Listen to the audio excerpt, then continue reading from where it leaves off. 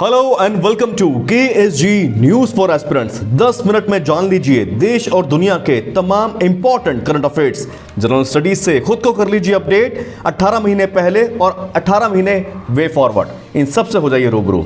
शुरुआत करते हैं इस स्पेशल बुलेटिन की जिसका नाम है KSG news for aspirants. KSG news for aspirants की शुरुआत करते हैं यूनेस्को की एक नई अपडेट के साथ। ग्वालियर और ओरछा यूनेस्को की वर्ल्ड हेरिटेज सूची में शामिल, जानिए इसके मायने। यूनेस्को ने अर्बन लैंडस्केप सिटी प्रोग्राम के तहत ग्वालियर और ओरछा को वर्ल्ड हेरिटेज सिटी की सूची में शामिल किया। यूनेस्को की टीम पर्यटन विभाग के साथ 2021 में यहां विजिट कर संरक्षण और प्रोत्साहन के लिए मास्टर प्लान बनाएगी। अब ग्वालियर के मानसिंह पैलेस, गुजरी महल और सहस्त्रबाहु मंदिर के अलावा अन्य धरोहरों के संरक्षण के लिए केमिकल ट्रीटमेंट किया जाएगा। ग्वालियर और ओरछा को अंतर्राष्ट्रीय स्तर पर अलग से पहचान मिलेगी। धरोहर तक पहुंचने वाले मार्ग को सुगम बनाया जाएगा। हर धरोहर पर गार्ड नियुक्त किए जाएंगे जो सैलानियों के पहुंचते ही उनका भारतीय परंपरा अनुसार स्वागत करेंगे। शहर में साफ सफाई बेहतर होगी, सैलानियों की संख्या में वृद्धि होगी और स्थानीय युवाओं को रोजगार मिलेगा। अब यूनेस्को के बारे में जान लीजिए। संयुक्त राष्ट्र की एजेंसी यूनेस्को की फुल फॉर्म है United Nations Educational, Scientific and Cultural Organization. इसका उद्देश्य शिक्षा, विज्ञान और संस्कृति में अंतर्राष्ट्रीय सहयोग के माध्यम से विश्व शांति और सुरक्षा को बढ़ावा देना है।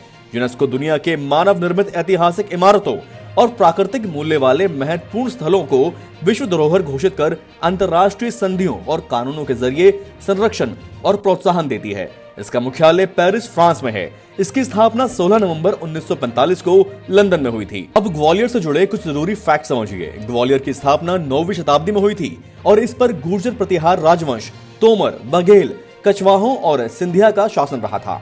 इन सभी के शासन काल में बनवाए गए प्राचीन स्मारक, किले, महल आज भी पर्यटकों के लिए आकर्षण है। ग्वालियर अपने महलों और मंदिरों के लिए जाना जाता है, जिसमें जटिल नक्काशीदार सास बहू का मंदिर भी शामिल है। ग्वालियर का किला शहर के दृश्य वाले एक बलुआ पत्थर के पठार पर स्थित है और जहां पवित्र मूर्तियों वाली घुमावदार सड़क के माध्यम से पहुंचा जा सकता है। किले की ऊंची दीवारों के भीतर 15वीं सदी का गुजरी महल पैलेस है जो अब एक पुरातात्विक संग्रहालय है। ओरछा के बारे में जान लीजिए। ओरछा अपने मंदिरों और महलों के लिए लोकप्रिय है।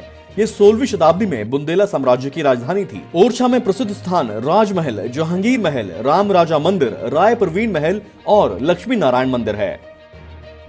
अब बात करते हैं UN इन्वेस्टमेंट प्रमोशन अवार्ड की। संयुक्त राष्ट्र UNCTAD ने invest India, national investment promotion agency of India को साल 2020 के संयुक्त राष्ट्र निवेश प्रोत्साहन पुरस्कार से विजेता के रूप में घोषित किया है। पुरस्कार समारोह 7 दिसंबर 2020 को जिनेवा में UNCTAD मुख्यालय में हुआ। यह पुरस्कार दुनिया भर में इन्वेस्टमेंट प्रमोशन एजेंसीज के आउटस्टैंडिंग अचीवमेंट्स और बेस्ट प्रैक्टिसेस के लिए सेलिब्रेट किया जाता है। ये United Nations investment promotion award investment promotion agencies के लिए सबसे प्रतिष्ठित पुरस्कार है। UNCTAD एक केंद्रीय एजेंसी है जो IPAs के प्रदर्शन की निगरानी करती है और ग्लोबल बेस्ट प्रैक्टिसेस की पहचान करती है। जर्मनी, दक्षिण कोरिया और सिंगापुर पुरस्कार के पिछले विजेता रहे हैं। कश्मीर को लेकर तुर्की की खतरनाक साजिश पर आई एक रिपोर्ट पर नजर डालते हैं। पेंटा पोस्टा गामा में प्रकाशित ग्रीस के एक पत्रकार एंड्रीज माउंट जोरिलियास ने अपनी report Erdogan sends mercenaries to Kashmir में खुलासा किया है कि काराबाख संघर्ष के बाद तुर्की के राष्ट्रपति रेसेप तय्यिप एर्दोगान ने भाड़े के सीरियाई लड़ाकों को कश्मीर में भारत के खिलाफ लड़ने के लिए भेजने की तैयारी शुरू कर दी है। सीरियाई राष्ट्रीय सेना में शामिल हुए गैंग सुलेमान शाह के प्रमुख अबू एस्मा ने कहा है कि तुर्की अधिकारी बाकी गैंग के कमांडरों से भी बातचीत करेंगे और उन लड़ाकों की सूची बनाएंगे जो कश्मीर जाना चाहते हैं। उनके गैंग से जो लोग कश्मीर अभियान में शामिल होंगे उन्हें $2000 दिए जाएंगे। कई रिपोर्ट्स में यह बात सामने आई थी कि तुर्की ने अपने सीरियाई लड़ाकों को अजरबैजान की मदद के लिए भेजा था। स्वीडन की शोध संस्था सिप्री यानी Stockholm International Peace Research Institute की रिपोर्ट के मुताबिक दुनिया भर में हथियार बेचने के मामले में पिछले साल अमेरिका और चीन की कंपनियों का दबदबा कायम रहा है। हथियार बेचने वाली 25 बड़ी कंपनियों में पहली बार UAE भी शामिल है। अमेरिकी हथियार निर्माता कंपनियों ने साल 2019 में दुनिया भर में 61%, जबकि चीन ने 15.7% हथियारों की बिक्री की। दुनिया की शीर्ष 25 हथियार कंपनियों की बिक्री 2019 में 8.5% बढ़कर $361 अरब तक पहुंच गई। हथियार निर्माताओं में अमेरिका की 5 और चीन की 4 कंपनियां टॉप 10 में हैं। इनमें 7वें नंबर पर ब्रिटेन की BAE सिस्टम है। शीर्ष 25 हथियार कंपनियों में 12 अमेरिका की ही हैं। स्मगलिंग इन इंडिया रिपोर्ट 2019-20 के फैक्ट समझ लीजिए। केंद्रीय वित्त मंत्री ने स्मगलिंग इन इंडिया रिपोर्ट 2019-20 जारी की, जिसमें सोने और विदेशी मुद्रा, नारकोटिक्स, ड्रग्स, सुरक्षा, पर्यावरण और कमर्शियल फ्रॉड पर ऑर्गेनाइज स्मगलिंग ट्रेंड का विश्लेषण किया गया है। रिपोर्ट को DRI यानी डायरेक्टरेट ऑफ रेवेन्यू इंटेलिजेंस द्वारा कंपाइल किया गया है। राजस्व खुफिया निदेशालय ने तस्करी के 412 मामलों का पता लगाया, जिसके परिणाम स्वरूप 2019-20 में 1949 करोड़ की संपत्ति जब्त की गई। इसने 837 आर्थिक अपराधियों को गिरफ्तार किया और सीमा शुल्क चोरी के 761 जटिल मामलों का भी खुलासा किया, जिनकी राशि 2183 करोड़ थी। इस अवसर पर DRI उत्कर्ष सेवा सम्मान 2020 को भारतीय राजस्व सेवा के 1961 बैच के अधिकारी शंकरन को प्रदान किया गया। अगली खबर का रुख करते हैं। सुप्रीम कोर्ट ने संसद भवन के निर्माण की अनुमति दे दी है, यह रेखांकित करते हुए कि किसी भी कंस्ट्रक्शन या डिमोलिशन की अनुमति तब तक नहीं दी जाएगी जब तक कि वह केंद्रीय विस्टा परियोजनाओं का विरोध करने वाली दलीलों का निपटान नहीं करता। नए संसद भवन की डिटेल पर नजर डाल लीजिए। नए संसद भवन में लोकसभा चैम्बर में 888 सीटें होंगी, जबकि राज्यसभा चैम्बर में 384 सीटें होंगी। वर्तमान में लोकसभा की स्ट्रेंथ 543 और राज्यसभा की 245 है। संयुक्त सत्र के दौरान नया लोकसभा चैम्बर 1224 सदस्यों को एकोमोडेट करने में सक्षम होगा। नए भवन में सेंट्रल हॉल नहीं होगा। 971 करोड़ रुपए की लागत से 64,500 वर्ग मीटर के क्षेत्र में आने वाली यह इमारत भूकंप रोधी होगी और सबसे आधुनिक डिजिटल तकनीक के अनुकूल होगी। ये देश के विभिन्न हिस्सों से स्वदेशी वास्तुकला को शामिल करेगा और सांस्कृतिक विविधता का प्रदर्शन करेगा। फ्लैशबैक फैक्ट्स भी समझ लीजिए। वर्तमान इमारत एक ब्रिटिश युग की इमारत है, जिसे एडविन लुटियंस और हेrbert बेकर द्वारा डिजाइन किया गया था, जिन्होंने नई दिल्ली की योजना और निर्माण किया था। इमारत गोलाकार है और भारत के सबसे प्रशंसित स्मारकों में से एक है। इसके सामने महात्मा गांधी की एक प्रतिमा भी है। मौजूदा संसद भवन की आधारशिला 12 फरवरी 1921 को रखी गई थी। निर्माण में 6 साल लगे और 83 लाख की लागत उस समय आई थी।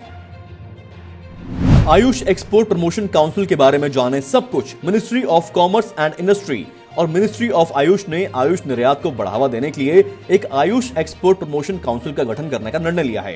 यह निर्णय हाल ही में आयुष व्यापार और उद्योग की संयुक्त समीक्षा में लिया गया। मीटिंग के एक्शन पॉइंट समझ लीजिए। आयुष एक्सपोर्ट प्रमोशन काउंसिल निर्यात को बढ़ावा देने के लिए निर्यात से संबंधित HS कोड के मानकीकरण को प्राथमिकता पर काम शुरू करेगा।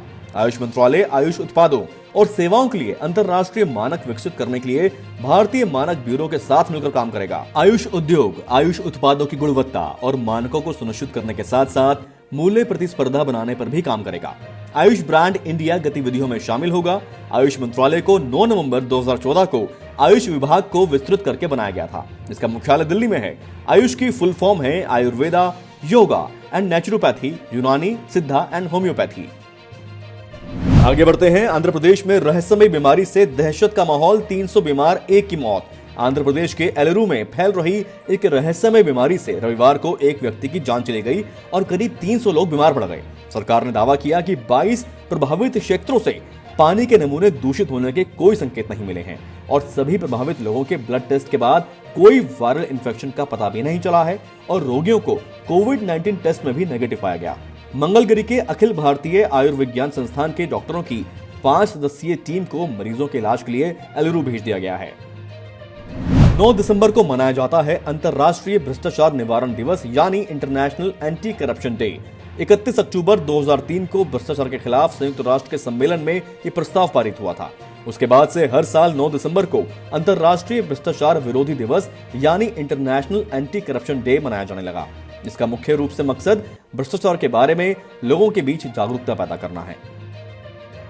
खबरों के सारांश में आज के लिए इतना ही। मुझे उम्मीद है ये खबरें और खबरों से जुड़े जो फैक्ट हमने आपको बताए हैं ये आपको आसानी से समझ में आ रहे होंगे। आप इसी तरह से अपने समय का सदुपयोग करिए। रोज हमें अपने सिर्फ 10 मिनट दे दीजिए और खुद को अपडेट कर लीजिए तमाम करंट अफेयर्स से। देखते रहिए KSG इंडिया। नमस्कार।